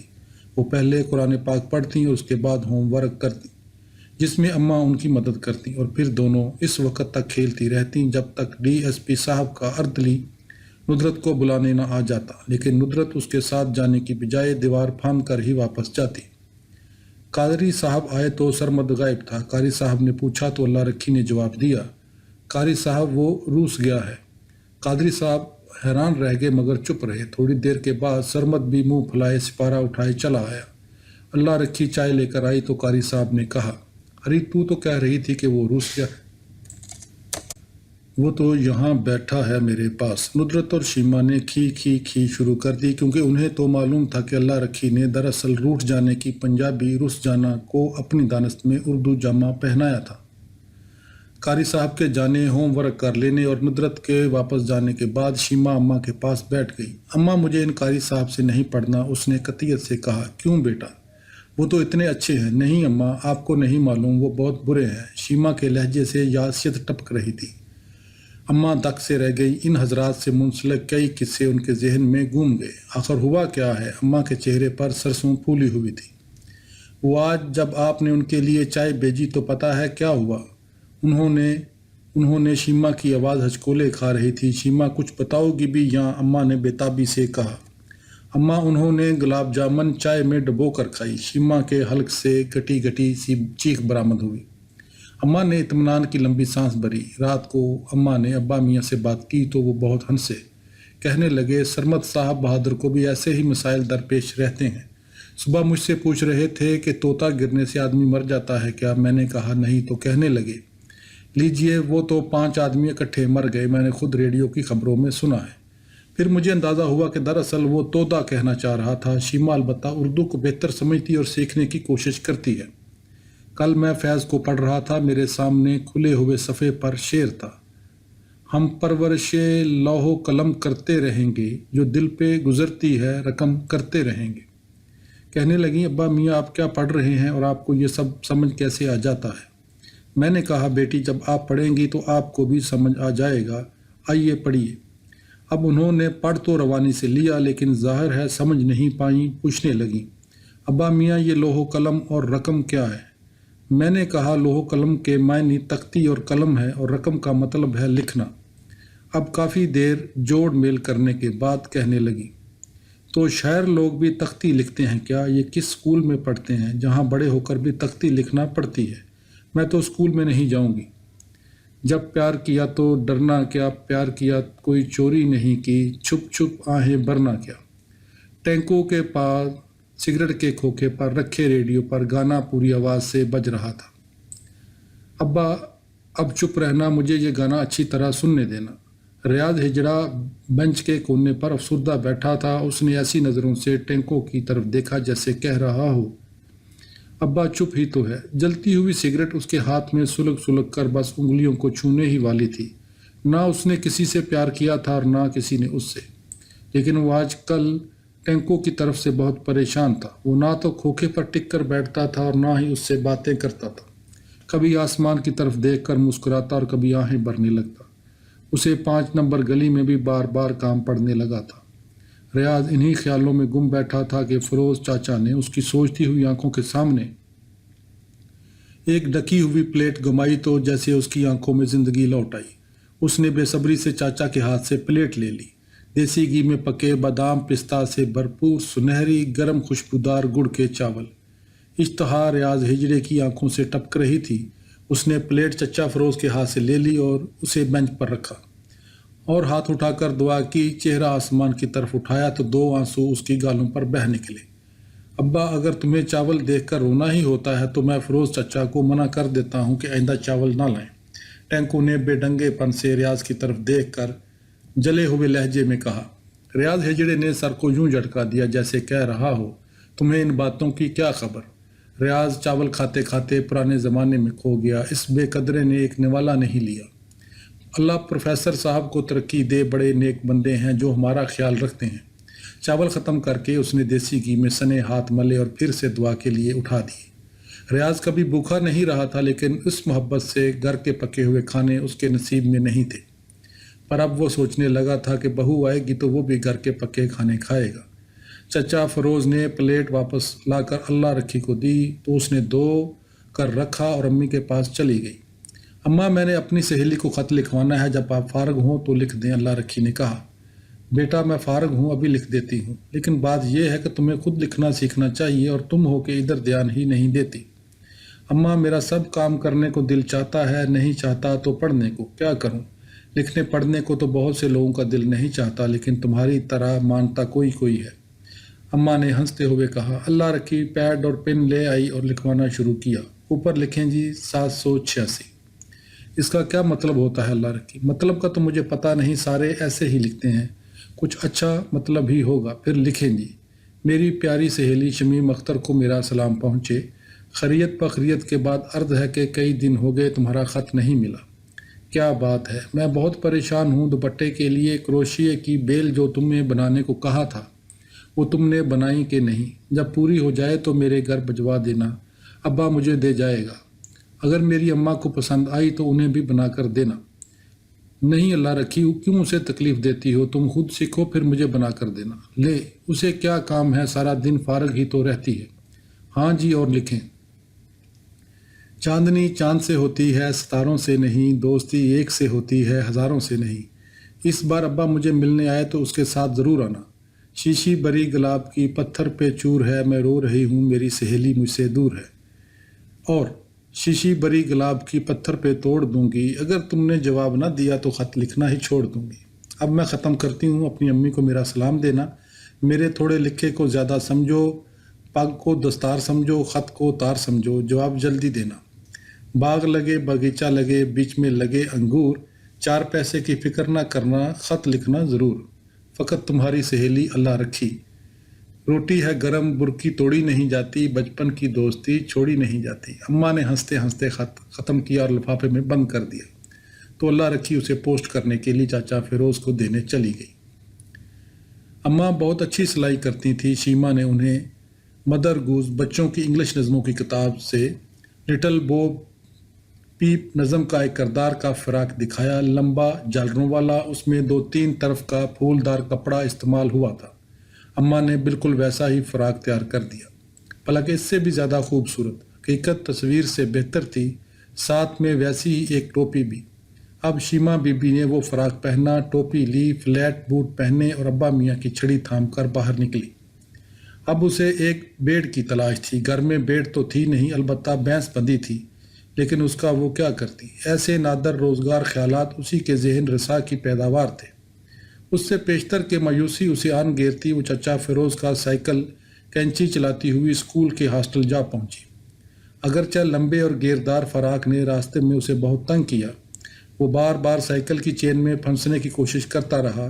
چاچا فیروز کی ڈیوٹی تھی کہ وہ شیما بی بی کو اسکول پہنچا کر آئیں، اور شیما بی بی کا انداز یہ ہوتا کہ خود تو کینچی سائیکل چلاتی اسکول جاتی اور چاچا فیروز بستا تھا میں پیچھے پیچھے۔ واپسی پر جب چاچا فیروز سائیکل پر بیٹھ کر گھر واپس جاتے تو شیما حسرت بھری نظروں سے اسے دیکھتی رہتی اور سوچتی کہ نہ جانے کب اس کی ٹانگیں لمبی ہوں گی اور کب وہ کینچی سائیکل چلانا چھوڑے گی۔ اتوار کو سائیکل چلاتے چلاتے شیما اور ندرت اسکول کا چپا چپا چھان مارتی۔ کمپاؤنڈ کے عقب میں اسکول کے نچلے عملے کے گھر تھے، چھوٹے چھوٹے گھر، ایک کمرہ، اس کے سامنے برآمدہ جس کے ساتھ باورچی خانہ تھا، صحن کافی کشادہ تھا جس کے ایک کونے میں غسل خانہ تھا۔ قد آدم دیواروں میں گرے ہوئے صحنوں کو سبھی نے بہت صاف ستھرا رکھا ہوا تھا۔ 2 مالی، 4 آیائیں، صفائی کرنے والوں کے 2 گھرانے، کنٹین والے انکل اور آنٹی، باورچی اور چوکیدار وغیرہ، اچھا خاصا محلہ آباد تھا۔ شام کے وقت سبھی گھروں میں دوبارہ جھاڑو لگائی جاتی، صحنوں میں چھڑکاؤ کیا جاتا، بچوں کے ہاتھ منہ دھلا کر سرسوں کے تیل میں پانی کو اچھی طرح ملا کر ان کی لپائی کی جاتی۔ رات کے کھانے کی تیاری میں چولہوں سے اٹھتا دھواں اور بچوں کا شور۔ شیما کو یہ منظر ویسا ہی لگتا جیسے شام کے دھندلکے میں بانس کے جھنڈ پر بیٹھنے والی بے شمار چڑیوں کی چہکار۔ یہ سب مس ایسل کی ہدایت پر کیا جاتا اور اس پر سختی سے عمل درآمد اس لیے کیا جاتا کہ مس ایسل کسی بھی وقت آ کر ملاحظہ کر سکتی تھی، کبھی کبھار ہی ہوتا کہ وہ ادھر کا چکر نہ لگاتی۔ مائیں ان چپڑے ہوئے تباک چاند سے چہروں کی چٹ چٹ بلائیں لیتی، مالی صاحب کے بچے چلاتے، مما چاکلیٹ اور مما سیاہ گڑ کے چھوٹے ٹکڑے تھالی میں رکھ کر لے آتی، بچوں کو دیتے ہوئے شیما اور ندرت کو بھی پیشکش کی جاتی، جو ندرت بلا جھجک قبول کر لیتی۔ یہ دونوں ان لوگوں کی باتیں سن کر بہت ہنستی۔ باورچی صاحب کی بیوی اپنے بیٹے کو دکان سے کوئی چیز لینے بھیجتی تو اسے پیسے دے کر جلدی آنے کا کہتی اور پیچھے سے آواز لگاتی، وے بنٹو روڑے روڑے نہ جائیں، پاتھے پاتھے جائیں، روڑ نہ جانا پات سے جانا۔ باورچی صاحب کی بیوی شکایت کرتی، رات بہت سردی تھی، اوپر سے ڈوراں دے ہولا سے ہوا اندر آتی رہی، مجھے تو نیند نہیں آئی۔ کنٹین والی آنٹی آواز لگاتی، نی ریٹا آج چرچ نہیں جانا، پچھلے سنڈے بھی تو نہیں گئی تھی۔ گرمیوں کی چھٹیوں میں اسکول کا کام شیما اور سرمد عقبی احاطے میں کسی درخت کے نیچے تری بچھائی کیا کرتے۔ صبح ناشتے کے بعد 10 بجے وہ کتابیں لیے یہاں پہنچ جاتے اور پھر 1 بجے تک جم کر پڑھائی ہوتی۔ خیر ایسی جم کر بھی نہیں، درمیان میں کھیل کود، کچی امبیاں اور پکی جامنیں کھانے، کپڑے پر اودے داغ لگانے، چڑیا اور گلدم کے بچوں کو ان کے گھونسلوں سے نکالنے اور خدا نخواستہ موت کی صورت میں ان کی شانہ شان تدفین کا سلسلہ بھی جاری رہتا۔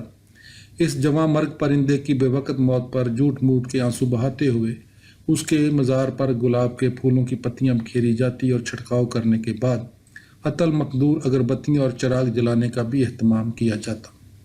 اماں باورچی خانے کا پچھلا دروازہ کھول کر حسب ضرورت شاباش یا سرزنش کا فرض نبھاتی۔ دوپہر کے کھانے کے بعد ابا میاں اور اماں کیلولا کے لیے لیٹ جاتے تو سرمد اور شیما دبے پاؤں کمرے سے نکلتے اور اللہ رکھے کی سربراہی میں پھر احاطے میں موجود ہوتے، جہاں مہترانی کا بیٹا چھندا پہلے سے منتظر ہوتا۔ اس کی فنی مہارت کا بھرپور فائدہ اٹھاتے ہوئے انگریزی حرف وائی کی شکل کی شاخیں کاٹی جاتی اور چاچا فیروز کے سائیکل کی پرانی ٹیوب کاٹ کر گلیلیں بنائی جاتی اور پھر وہ چکنی مٹی جو ہنڈیا کے نیچے لیپ کرنے کے لیے بطور خاص منگوائی جاتی تھی، اللہ رکھی با کمال مہربانی مرحمت فرماتی۔ نہ صرف یہی بلکہ اس سے گوند کر گلے بنا دیتی۔ شندہ چھوٹی چھوٹی خشک شاخیں جمع کرتا اور خشک ہو جانے والے گلوں کو ان پر ترتیب دے کر آگ سلگا دیتا۔ دن ڈلنے تک سرخ سرخ گلے پک کر تیار ہو جاتے، جن کے بارے میں چھندا کا خیال تھا کہ بندوق کی گولی سے یقیناً بہتر ہیں۔ اول تو ان کی چوٹ کھا کر فاختائیں بچیں گی نہیں، اگر شومئی قسمت سے بچ بھی گئیں تو اپنے گھر جا کر پانی پیتے ہی پٹ سے جان آفریں کے سپرد کر دیں گی۔ نرم زمین کھود کر چھندا کھائے ہوئے آموں کی گٹھلیاں اس میں دبا دیتا اور باقاعدگی سے ان پر پانی کا چھڑکاؤ کرتا، اور جب چند روز کے بعد نرم مٹی کی تہ ہٹا کر زمین کا سینہ چیر کر ایک کومپل نمودار ہوتی تو شیما کی مارے خوشی کے چیخ نکل جاتی، چھندا جلدی سے آؤ، دیکھو یہ آم کی شاخ پھوٹ رہی ہے۔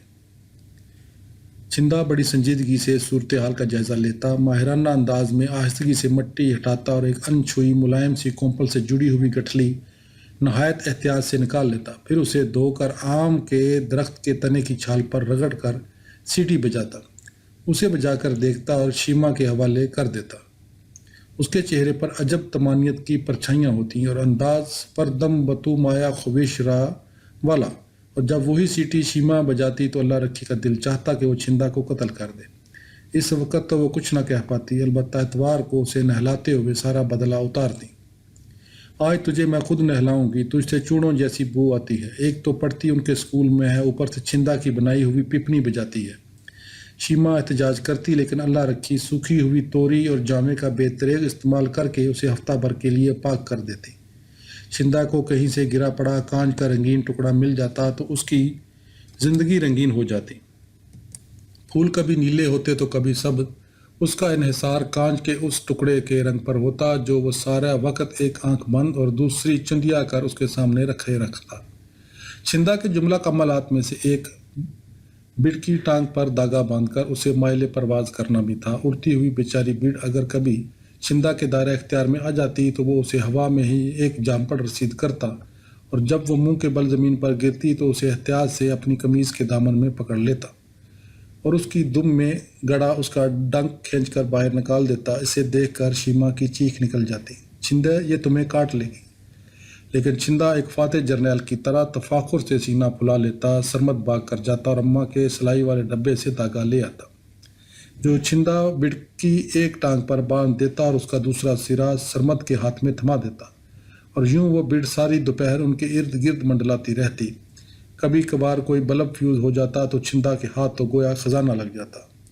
ندرت بھی اپنے گھر سے فیوز بلب کا تحفہ ضرور لاتی۔ چھندا احتیاط سے اس کا بند سرا کھولتا کہ کہیں وہ پھوٹ نہ جائے۔ پتل کے گول چکر میں سوراخ کر کے رسی پروئی جاتی۔ شیما باورچی خانے کی الماری میں رکھی رنگین رنگوں کی شیشیوں میں سے کوئی اٹھا لاتی، کبھی گلابی، کبھی پیلا اور کبھی نیلا رنگ۔ ان رنگوں سے اللہ رکھی اپنے ململ کے دوپٹے رنگتی، انہیں کلف لگاتی اور ابرق کا چھڑکاؤ کرتی تو شیما کا دل چاہتا کہ وہ بھی یہ دنک رنگ دوپٹے اوڑھنے لگے۔ کبھی کبھار وہ اللہ رکھی سے دوپٹہ مانگ کر اوڑھتی اور سج دج کر ندرت کے گھر جاتی، فراق، بوٹ، جرابے اور سر پر مکلف دوپٹے کی بکل۔ ندرت کی امی خوب ہنستی اور اسے گلے سے لگا لیتی۔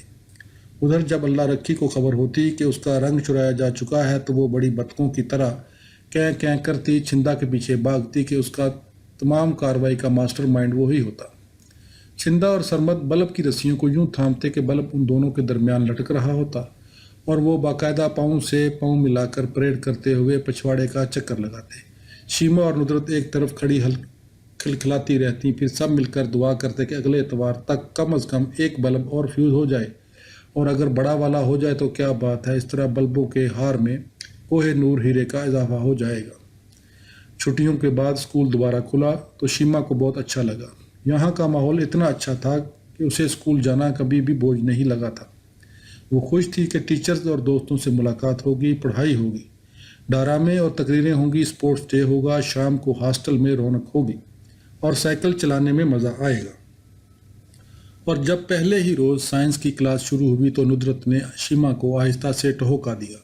سائنس کی نئی ٹیچر آئی تھیں، بہت ماڈرن سی، سلیو لیس بلاؤز، اونچی ایڑی کے جوتے، کٹے ہوئے بال اور کانوں نٹ کا مخصوص لہجہ۔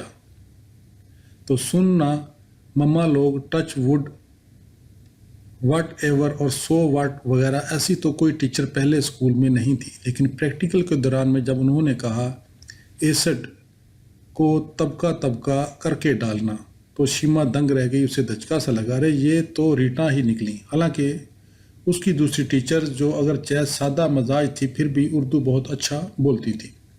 چھن چھن چھن اپنے کھوکھے سے چند قدم کے فاصلے پر ریاض ہجرا سرمستی میں ناچ رہا تھا۔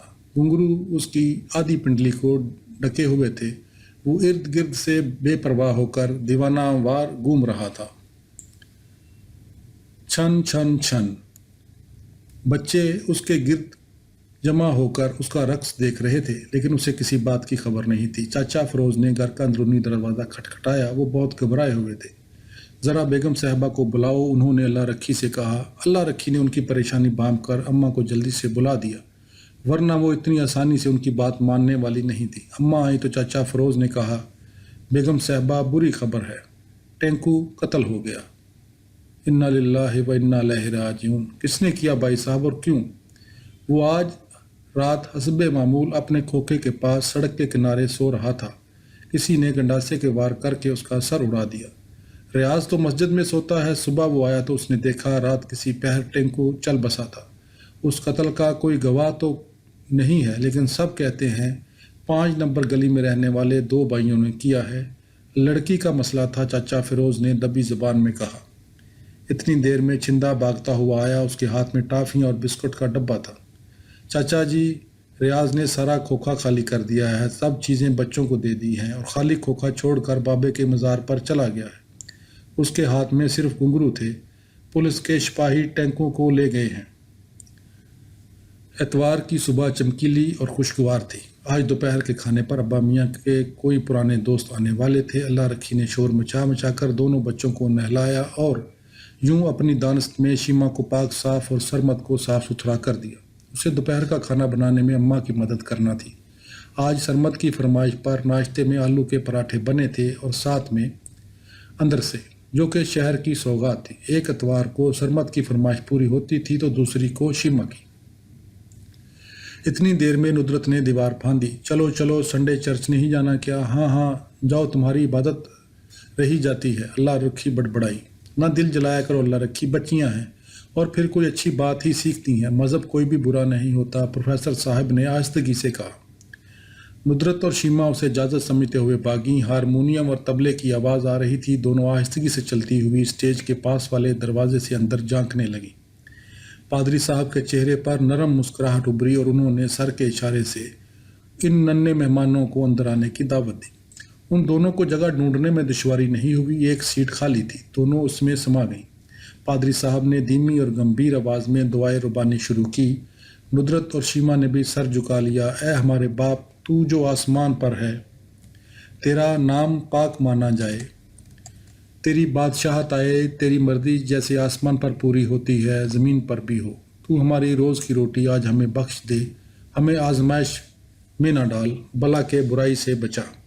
محفل برخاست ہونے سے پہلے پادری صاحب نے اعلان کیا کہ آج اسکول کے کلرک مسٹر ڈیوڈ جارج کی شادی ہاسٹل پرچیزر جیکب صاحب کی بیٹی مس جوزفین جیکب، جو اسکول میں ٹیچر ہیں، سے ہونے والی ہے۔ مارے خوشی اور حیرت کے بچیوں کی چیخ ہی تو نکل گئی۔ ارے ہمیں پتہ ہی نہیں چلا، ہماری ٹیچر کی شادی! ان بن بلائے مہمانوں نے اپنی سیٹ میں دبک جانے میں ہی آفت سمجھی۔ جب عبادت کے لیے آنے والے لوگ رخصت ہوئے تو مہمانوں نے آ کر بیٹھنا شروع کیا۔ دلہا دلہن کے گھر والوں کے علاوہ بیشتر لوگ اسکول سے ہی تھے۔ مس ایسل بھی خاص طور پر تیار ہو کر آئی تھی۔ بادامی رنگ کا اسکرٹ جس پر دھیمے گلابی رنگ کے چھوٹے چھوٹے گلاب تھے، گلے میں سفید موتیوں کی لڑی۔ مس چرن، مس ہزارہ، مس پال، مس ایگنس سبھی خوب سج بن کر آئی تھیں۔ اور پھر ان لوگوں نے دیکھا کہ مسٹر ڈیوڈ کالا سوٹ پہنے، کالی بو لگائے، مس جوزفین کا ہاتھ تھامے گرجا کے بڑے دروازے سے دھیرے دھیرے قدم رکھتے پادری صاحب کی طرف بڑھ رہے تھے۔ شادی کے سفید لباس میں سفید موتیوں کے زیورات پہنے، پھولوں کا بڑا سا گلدستہ تھامے، چہرے پر جالی کا نقاب گرائے، شرمائی سی لیکن اعتماد سے قدم دھرتی مس جوزفین آسمان سے اتری ہوئی حور معلوم پڑتی تھی۔ پادری صاحب نے کہا، مسٹر ڈیوڈ جارج، کیا آپ مس جوزفین جیکب کو اپنی بیوی بنانا چاہتے ہیں؟ کیا آپ ان سے پیار کرنے، انہیں عزیز رکھنے، باقی سب سے دستکش ہو کر ان کی حفاظت کرنے اور ان کی ذمہ داری اٹھانے کا وعدہ کرتے ہیں؟ مسٹر ڈیوڈ نے بہت یکن سے باوقار لہجے میں کہا، میں ڈیوڈ جارج وعدہ کرتا ہوں کہ مس جوزفین جیکب کو اپنا کر ان کی ذمہ داری اٹھاؤں گا، بیماری میں، صحت مندی میں، خوشحالی میں یا برے وقت میں، اور میں وعدہ کرتا ہوں کہ اپنا بھرپور پیار اور عزت انہیں دوں گا جب تک موت ہمیں جدا نہ کر دے۔ پھر مسٹر ڈیوڈ نے مس جوزفین کا نقاب اٹھایا۔ مس جوزفین کی جھکی ہوئی پلکیں اور جذبات کی شدت سے تمتماتا گلابی چہرہ دیکھ کر ندرت اور شیما نے ایک دوسرے کا ہاتھ زور سے تھام لیا۔ کلاس میں تو یہ اتنی پیاری کبھی نہیں لگی۔ مسٹر ڈیوڈ نے مس جوزفین کے ہاتھ میں انگوٹھی پہنائی اور ہاتھ پر بوسہ دیا۔ یہ انگوٹھی پہنا کر میں شادی کی رسم پوری کرتا ہوں اور اپنے پیار ان کے حوالے کرتا ہوں۔ پادری صاحب نے کہا، خداوند خدا کے عہد کے مطابق یہ دونوں شادی کے مقدس بندھن میں بندھ گئے ہیں۔ شیما نے ندرت سے کہا، چلیں، لیکن ندرت کی للچائی ہوئی نظریں مٹھائی کی ٹوکری کا طواف کر رہی تھیں۔ 8-10 لڑکیاں ایک دوسرے کا ہاتھ تھامے گول دائرے میں گھوم رہی تھی۔ ہرا سمندر، گوپی چندر، بول میری مچھلی، کتنا پانی۔ ان کے درمیان میں ایک لڑکی اپنے ٹخنوں کو چھو کر لہک لہک کر جواب دے رہی تھی، میرے ٹخنوں تک پانی۔ لڑکیاں گھومے چلی جا رہی تھی، ہرا سمندر، گوپی چندر، بول میری مچھلی، کتنا پانی۔ درمیان والی لڑکی نے جواب دیا، میرے گھٹنوں تک پانی، ہرا سمندر، میری کمر تک پانی، میرے کندھوں تک پانی۔ لڑکی کے لہجے میں گھبراہٹ تھی۔ मेरी गर्दन तक पानी, लड़की ने चीख कर कहा, और लड़कियों का हल्का तोड़कर बाहर निकलने की कोशिश करने लगी। वो साथ साथ चिल्ला रही थी, मेरी गर्दन तक पानी, मेरी गर्दन तक पानी। वो बेचैन थी, परेशान थी, बेकरार थी, इधर उधर भाग रही थी, हाँप रही थी। कभी बाजुओं का हल्का तोड़कर बाहर निकलने की कोशिश करती थी, कभी बाजुओं के नीचे से निकलना चाहती थी। दायरे में घूमती हुई लड़कियां हंस रही थी, खिलखिला रही थी और उसकी हर कोशिश नाकाम बनाए दे रही थी। शाम के वक्त नुदरत और शीमा कभी कभार स्कूल चली जाती थी। उस वक्त भी बड़े ग्राउंड में बच्चियां खेल रही थी। उनका स्टडी पीरियड शुरू होने ही वाला था। इतने में मिस चरण चबूतरे पर आई, उनके साथ बावर्ची और आया थी। आया ने घंटी बजाई तो सारी लड़कियां लाइन बनाकर चबूतरे की तरफ चलने लगी। बावर्ची ने पानी की बाल्टी में खुश्क दूध डाला और ज़ोर ज़ोर से चमचा हिलाया और गिलासों में डालने लगा। दूधिया जाग से भरे हुए गिलास थामे बच्चियों की आंखों में चमक थी। शीमा ने अपने घर में ऐसा दूध नहीं देखा था। बावर्ची ने कागज़ की 2 केफ बनाई, उनमें खुश्क दूध भरकर शीमा और नुदरत को थमा दी। नुदरत तो उसे मिनटों में चट कर गई, लेकिन शीमा को उसमें से हेक आई तो वो उसी तरह पकड़े पकड़े घर चली आई। ये क्या है? अल्लाह रखी ने उसके हाथ से वो केफ पकड़ते हुए कहा। ये दूध है, मैं स्कूल से लाई हूँ। अल्लाह रखी के तेवर देखकर शीमा मनमनाई। ये दूध है, दूध ऐसा होता है, और ये तुम उनसे लाई हो, वो अब तुम उनके हाथों से लेकर खाओगे भी? वाह! अल्लाह रखी रुकने का नाम नहीं ले रही थी। कुछ नहीं हो गया अल्लाह रखी। और शीमा, ये तुम्हें किसने कह दिया? अम्मा ने बड़ी मुलायमत से शीमा से पूछा। अम्मा, मैं और नुदरत स्कूल गई थी, वहाँ से पानी में मिलाकर लड़कियों को पीने के लिए दिया गया था। बावर्ची साहब ने हमें ऐसे दे दिया। मिस चरण भी वहीं थी। नुदरत ने तो सारा खा लिया, लेकिन मुझे इसमें से हेक आती है। खाया तो नहीं ना? अच्छा किया। अल्लाह रखी ने इत्मीनान का सांस लिया। अब खुद ही नुदरत के पेट में कीड़े पड़ेंगे। और वो दूध उठाकर बैंस की सानी में डालने चली गई। शीमा ने सोचा कि हॉस्टल की लड़कियों के पेट में तो कीड़ों की पूरी फौज होगी, लेकिन अम्मा के समझाने पर कि ऐसा कुछ नहीं होगा, वो मुतमईन हो गई। स्कूल में गर्ल गाइड्स और ब्लू बर्ड्स की जैम्बोरी इज्तिमा की तैयारियां हो रही थी। मार्च पास्ट की मशक के लिए सुबह सुबह बड़े ग्राउंड के इतने चक्कर लगवाए जाते कि बच्चियां बेहाल हो जाती। नुदरत और शीमा में ब्लू बर्ड्स थीं। अकड़ी हुई टांगों के साथ जब वो रात को बिस्तर में लेटती तो बेतरह उड़ती हुई टीसों की वजह से सो न पाती। ये कौन सा तरीका है बच्चियों को पढ़ाने का? बेचारियां अभी से बूढ़ों की तरह कराती हैं। अल्लाह रखी गर्म तेल से शीमा की टांगों और बाजुओं की मालिश करते करते बड़बड़ाती। साथ साथ टेबलू और लुड्डी की तैयारी भी होती। दोपहर को थकी हारी बच्चियों को एक एक माल्टा और समोसा खाने के लिए दिया जाता, जो वो 1 मिनट में चट्टम कर जाती। ये वो दिन थे जब स्कूल में पढ़ाई भी ज़ोरों पर होती और हम नसाबी सरगर्मियाँ भी। दिसंबर टेस्ट की तैयारी और साथ में क्रिसमस और न्यू ईयर के सिलसिले के अहतमाम। इन दोनों जब वो बादल गिरकर आते और हल्की हल्की बूंदाबांदी होती तो हड्डियों में घुसने वाली सर्दी से क्लास रूम यख ठंडे हो जाते और घुटनों तक लंबी जराबें नाकाफ़ी होती। ऐसे में शीमा का दिल चाहता कि वो एक ही जस्त में बड़ी क्लास में चली जाए ताकि शलवार पहन सकें। बच्चियों को गुड मॉर्निंग टीचर की सदाएं बंद कमरों में गूंजती। पढ़ाई के साथ क्रिसमस और न्यू ईयर की तैयारियां की जाती। रात को कंपाउंड से हारमोनियम बजने और कैरोल गाने की आवाज़ें आती। स्कूल के निचले अमले के घरों में तबले की थाप पर ज़बूर पड़ा जाता। ताज कंडियां दा सिर उत्ते दरिया, मारा खावन दा भी दुख तू जरिया। हो आए कट्ठे तेनू करन ठट्ठे, मारन नारे, हाय हाय तेरे दुख ने बारे। स्कूल के मरकजी दरवाजे के बाहर एक बूढ़ा आदमी क्रिसमस और न्यू ईयर के इस्तेमाल शुदा कार्ड 1-1 पैसे के बेचता। उसे कंपाउंड के अंदर आने की इजाज़त मिस एसल ने दे रखी थी। लड़कियां वो कार्ड खरीदती और उन पर पहले से लिखे हुए नाम काट कर अपने नाम लिखती और एक दूसरे को देती। बुआ लोग अपनी प्यारियों को जो कार्ड देती उन पर बतौर ख़ास एक दिल की तस्वीर बनाती, जिसके आर पार होने वाले तीर से ताज़ा ताज़ा खून टपक रहा होता। शीमा और नुदरत भी ये कार्ड खरीदती क्योंकि उन पर फूलों की बहुत खूबसूरत तस्वीरें बनी होती, जिन्हें काट कर वो अपनी होमवर्क की कापियों पर खाकी कागज़ चढ़ाने के बाद चिपकाती। ऐसे कार्ड बाज़ार में नहीं मिलते थे, ये 7 समुंदर पार से आते थे। क्रिसमस के सिलसिले का एक ड्रामा स्टेज किया जाता। क्रिसमस ट्री सजाया जाता। प्रिंसिपल साहबा बच्चियों को छोटे छोटे तोहफे देती। ये तमाम एहतमाम क्रिसमस आने से पहले ही कर लिया जाता और फिर स्कूल में 3 हफ्ते की छुट्टियां हो जाती और हॉस्टल की बच्चियां अपने घरों को चली जाती। ऐसी ही एक सर्द शाम डल रही थी। सुनहरी धूप धीरे धीरे पाँव रखती मडेरों से उतर रही थी। चचा फरोज बरामदे में बैठे चाय पी रहे थे। उनके हाथ में बापे छोड़ता उबला हुआ अंडा था। डिप्टी साहब की दीवार से नुदरत ने सर उबारा, मोटी मोटी आंखें मटकाईं। अगर आंखों का कोई नाम हुआ करता तो ये चुलबुली कहलाती। और फिर एक झटके से वो दीवार पर बैठी थी। वो अपने पसंदीदा रास्ते से सीमा को मिलने आ रही थी। चाचा जी, आप अंडा खा रहे हैं क्या? नुसरत के लहजे से नदीदापन टपक रहा था। चाचा फिरोज ने जोर से हंकारा भरा। मज़े का है नुसरत बेटा, जो अंडा आप नाश्ते में खाती हैं वो कैसा होता है?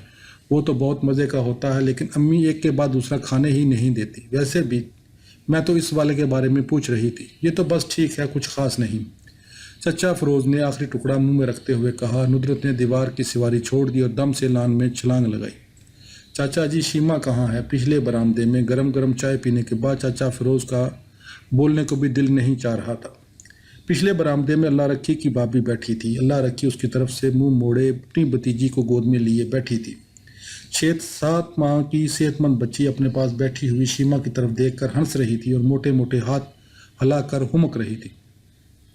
काश हमारे घर में भी एक ऐसी ही मुन्नी होती। वो मेरी गोद में ऐसे ही बैठती, उसके ऐसे छोटे छोटे हाथ होते और मोटी मोटी गालें। सीमा बच्ची की तरफ देखते देखते ख्यालों में खो गई। उसे बच्चे बहुत प्यारे लगते थे, लेकिन ऐसी शदीद ख्वाहिश इसके दिल में पहले नहीं उभरी थी। उसने सोचा वो अब्बा मियाँ और अम्मा से बात करेगी। ये बच्चे कहाँ से और कैसे मिलते हैं वही बता सकेंगे। वो आज ही बात करेगी इन लोगों के जाने के बाद। सीमा की 7वीं सालगिरह गुजरे चंद ही रोज़ हुए थे। दिसंबर के यकबस्ता दिन सुस्त रवि से गुजर रहे थे। स्कूल से छुट्टियां थी और मुसलसल बारिशों ने बाहर खेलने के सारे रास्ते मसदूद कर रखे थे। सीमा, नुसरत और सरमद कमरे में बैठे लूडो, तलीमी ताश और स्क्रैबल खेलते रहे। माँ उनके पास बैठी ऊन और सिलाइयों से कुछ बुनती रहती। अल्लाह रखी घर के ज़्यादातर काम निपटाती। शायद इसीलिए अम्मा मोटी और बद्दी सी हो गई थी। हालांकि वो बाकायदगी से अब्बा मियाँ के साथ लान में चहलकदमी करती और बारिश की सूरत में बरामदे में। सीमा ने सोचा वो अम्मा से कहेगी, मुझे आप ऐसी अच्छी नहीं लगती, मुझे तो अपनी पहले जैसी अम्मा चाहिए। कमरों में घूमती, बावर्ची खाने में काम करती, मज़े मज़े के खाने बनाती, लेकिन आज तो अम्मा बहुत ज़्यादा थकी थकी सी लग रही थी। शाम में लेडी डॉक्टर शाहीना घर आई। सीमा उनको देखकर खुश हो गई। लंबा कद, बालों को जोड़े की शक्ल में लपेटे, बहुत खूबसूरत नीले रंग की साड़ी बांधे और सफ़ेद छाता संभाले हुए। साथ में एक नर्स उनका बड़ा सा बैग उठाए हुए थी। सीमा को डॉक्टर साहबा बहुत अच्छी लगती थी। रोशन चेहरा और नरम लहजा। कैसे हो बच्चों? वो उन्हें दूर से हाथ हिलाते हुए अम्मा के कमरे में चली गई। वो कुछ जल्दी में दिखाई देती थी, वरना वो जब भी आती बच्चों से उनकी पढ़ाई के बारे में तफसील से पूछती। बच्चे दोबारा खेल की तरफ मतवज्जा हो गए। थोड़ी देर के बाद नुसरत की अम्मी आ गईं। वो भी सीधी अम्मा के कमरे में चली गईं। फिर वापस आईं और बच्चों को अपने हाथ चलने के लिए कहा। मगरब की अजान होने वाली थी। अब तो नुसरत को भी वापस जाना था। वो कैसे जाएंगी? मगरब के बाद वो कभी घर से बाहर नहीं निकलते थे। सीमा तज़बज़ब में थी। खाला जान अम्मा से इजाज़त ले आए। सीमा ने नुसरत की अम्मी से कहा तो उन्होंने बताया कि वो पहले ही अम्मा से इजाज़त ले चुकी हैं, इसलिए वो उनके साथ चले गए। रात का खाना खाने के बाद बच्चों ने घर जाना चाहा तो खाला जान ने उन्हें कहानी सुनानी शुरू कर दी। गर्म रज़ाई में छुपे वो दोनों कहानी सुनते सुनते वही सो गए। रात भर बारिश के बाद बहुत रोशन और चमकीली सुबह में सीमा की आंख खुली तो वो ये देखकर हैरान रह गई कि वो नुसरत के घर में उसके बराबर वाले बिस्तर पर सो रही है। वो जल्दी से उठी। खाला जान, मैं घर जा रही हूँ, भाई कहाँ है? वो मेरे कमरे में मेरे पास सोया था, मैं उसे भी जगाती हूँ और नुसरत को भी। तुम लोग हाथ मुंह धोकर नाश्ता कर लो, फिर मैं तुम्हारे साथ ले चलूँगी। तुम्हारे घर में एक बहुत प्यारी सी मेहमान आई है, मुझे भी उससे मिलना है। वो कौन हो सकती है? सीमा ने सोचा। उन लोगों ने उल्टा सीधा नाश्ता किया और घर वापस आए तो ये देखकर हैरान रह गए कि एक खूबसूरत गुड़िया जैसी बच्ची अम्मा के साथ रज़ाई में लेटी है। सफ़ेद टोपी में लिपटा, गुलाबी चेहरा, बादाम रंग आंखों में जुगनुओं की चमक और मोतियों की दमक। उसके छोटे छोटे हाथ देखकर सीमा हैरान रह गई। अम्मा, ये मुन्नी कहाँ से आई है? ये आपकी बहन है बेटा, अल्लाह मियाँ ने आपको तोहफा में भेजी है। ख्वाहिशें ऐसी भी पूरी हो जाती हैं। मैं तो अभी अम्मा मियाँ और अम्मा से बात करने का इरादा ही कर रही थी, सीमा ने सोचा। आइमा के आ जाने से सीमा के शब रोज़ में बहुत तब्दीली आ गई। उसे एक ऐसा खिलौना मिल गया था जिससे दिल ही नहीं भरता था। हर काम, हर बात, हर खेल उसी के हवाले से शुरू होता। आइमा जब हंसती तो उसके गालों में नन्हे नन्हे से गड़े नमदार हो जाते, जैसे चांदनी रात में मोदिया के दुधिया फूल जगमगा उठते हैं। और ऐसा अक्सर होता था क्योंकि उसे फुर्सत थी और खिलखिलाने के अलावा उसे आता भी तो कुछ नहीं था। मार्च गुजरने वाला था, मौसम तब्दील हो रहा था। दरख्तों पर जर्दी माइल सब्ज रंग के चमकदार शगुफे फूट रहे थे। सुबह चमकीली और हवा में दिल खुशकुन ताजगी थी। हर तरफ पहाड़ के रंगों की फवार लर्जा थी। सरमद, शीमा और आइमा नई क्लास में जा चुके थे। بچوں کے پڑھائی کے کمرے میں نئی کتابوں کی باز تھی۔ وہ لوگ اپنی کاپیوں پر کور چڑھانے میں مصروف تھے کہ اللہ رکھی باجی نے پیغام دیا، ابا میاں کالج سے واپس آ گئے ہیں اور آپ لوگوں کو بلا رہے ہیں۔ ابا میاں کے ہاتھ میں مٹھائی کا ڈبہ تھا اور وہ بہت خوش نظر آ رہے تھے۔ ارے مٹھائی! سرمد میٹھے کا بہت شوقین تھا۔ بچوں، ایک خوشخبری ہے، بجھو تو بلا کیا ہے؟ لیکن کوشش کے باوجود اماں اور بچے نہ جان سکے تو ابا میاں نے بتایا، میری پروموشن ہو گئی ہے، اسسٹنٹ پروفیسر بن گیا ہوں اور ساتھ میں ٹرانسفر بھی ہو گیا ہے۔ قصہ چار درویش کی شہزادی کی طرح شیما سمجھ نہیں پا رہی تھی کہ ہنسے یا روئے۔ ابا میاں کی پروموشن تو بہت مزے کی بات تھی، لیکن اب اسے اسکول اور اپنے دوستوں کو چھوڑنا پڑے گا۔ پھر وہ ہاتھ میں مٹھائی کے 2 ٹکڑے پکڑے باغی ندرت کو خبر کرنے۔ ابا میاں اماں سے بات کر رہے تھے، بچے اب بڑی کلاسوں میں تھے۔ میں سوچتا تھا کہ آئندہ تعلیم کے لیے انہیں ہاسٹل میں نہ ڈالنا پڑے، لیکن خدا کا شکر ہے اس کی ضرورت ہی پیش نہیں آئی۔ اب بچوں کی اعلیٰ تعلیم کے لیے بہت مواقع ہوں گے۔ بڑا شہر، اسکولوں، کالجوں اور یونیورسٹیوں کا شہر بہت اچھا ہے، یہ مسئلہ بھی بر وقت حل ہو گیا۔ شام کو ابا میاں کے دوست مبارکباد کے لیے آ گئے۔ پروفیسر رفیق انور صاحب شہر کی مشہور دکان سے تھال میں سجی چاندی کے ورق سے مزین خوشبودار بالوشاہی لے کر آئے تھے، جو یہاں کی خاص چیز تھی۔ لیکن ان کے جذبات بھی شیما والے ہی تھے۔ وہ پروفیسر رحمان کی پروموشن سے خوش، لیکن ان کے جانے پر بہت اداس تھے۔ بقول ان کا اکلاپا پروفیسر رحمان کی میت میں کافی حد تک قابل برداشت تھا۔ اللہ رکھی کے بھائی نے خلیج کے ایک ملک میں نوکری کر لی تھی اور اپنے بیوی بچوں کو ساتھ لے گیا تھا، اور یوں لگتا تھا جیسے اس نے اپنے خاندان سے ناتا ہی توڑ دیا ہے، کیونکہ اس نے اپنے والد کی مالی مدد تو کیا کرنا تھی، اس کی وفات پر بھی نہیں آیا تھا، اور نہ ہی اس کے بعد اللہ رکھی کے حوالے سے۔ پروفیسر صاحب سے رابطہ کیا تھا۔ اللہ رکھی کے والد کو بہت تیز بخار چڑھا تھا، جو سرسام میں تبدیل ہو گیا۔ پروفیسر صاحب نے سر توڑ کوشش کی، لیکن وہ جانبر نہ ہو سکا۔ وفات سے پہلے اس نے اللہ رکھی کا ہاتھ پروفیسر صاحب کے ہاتھ میں تھماتے ہوئے التجا کی تھی کہ اب اللہ کے بعد اسے آپ کے حوالے کر رہا ہوں۔ اس کا بھائی ملک میں ہوتا بھی تو مجھے اس سے کچھ امید نہیں تھی، اور رشتہ دار کے پاس چھوڑنے کا تو میں سوچ بھی نہیں سکتا۔ یہ بیگم صاحبہ اور آپ کی بیٹی ہے، اور اس بات کا مجھے بہت اطمینان ہے۔ بہرحال عطا محمد سے رابطہ رکھیے گا، آخر کو اس کا بھائی ہے۔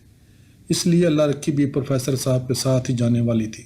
جانے سے پہلے وہ اپنے ابا کی قبر پر فاتحہ خوانی کے لیے گئی اور رو رو کر بے حال ہو گئی۔